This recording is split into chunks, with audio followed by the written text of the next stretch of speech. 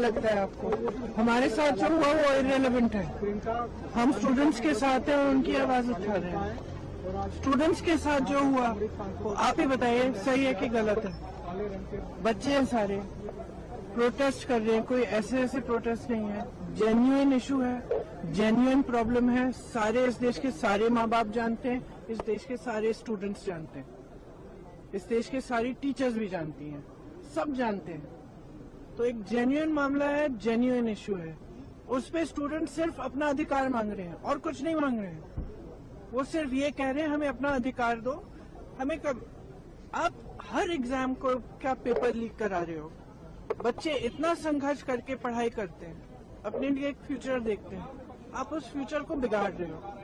आपने पूरी education budget का क्या, आपने 1.4 लाख करोड़ पूरी एजुकेशन बजट है पूरे देश के यूथ के लिए, और अडानी जी और अंबानी जी को आप 16 लाख करोड़ आप मुफ्त में लोन माफी कर रहे हो।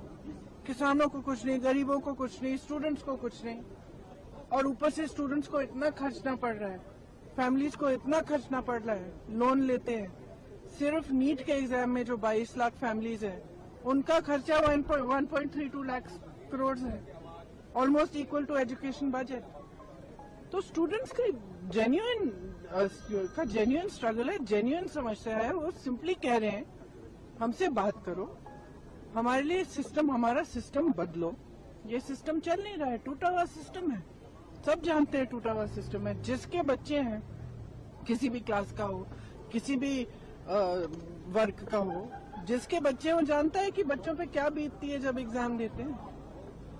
और आप सोचिए कि 26, 27, 28 साल के बच्चे बार बार एग्जाम दे रहे हैं, बार बार पेपर लीक हो रहा है, अपनी नियुक्ति का वेट कर रहे हैं, नियुक्तियां नहीं हो रही हैं, तो फ्यूचर तो बर्बाद हो रहा है ना सबका। ऊपर से आप जॉब्स क्रिएट नहीं कर रहे हो। प्रदर्शन को लोकतांत्रिक बता रहे हैं।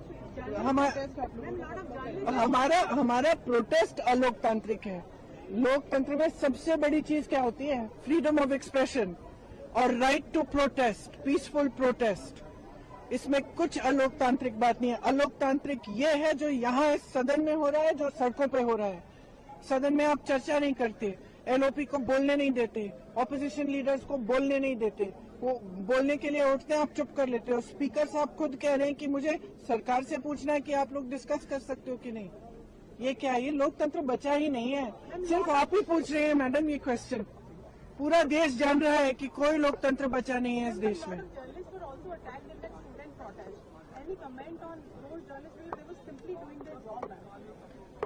Look, it's very clear. We are against violence. We have always been. This is the ideology of our party. It's the ideology of our nation. Mahatma Gandhi fought for freedom. It was a unique revolution in which there was zero violence on their part.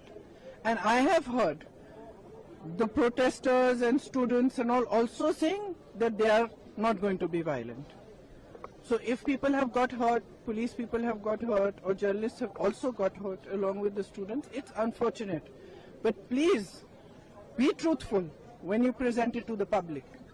Because what we are seeing is that the students are being attacked mercilessly. They are being beaten with lathis, they are being tear gassed, girls are being treated in an obnoxious manner, their clothes are being torn off. How do you think they feel that this is their country, this is their parliament, these are their representatives, this government has been voted in by them, and the youth heavily voted for this government? How do you think they feel? They feel completely betrayed. And I'm sorry, but I don't care what all you people say and what you put on the media and what you present. Our duty is to stand with them. Our duty is to raise our voice in their support, and our duty is to fight for our democracy, and we will do it.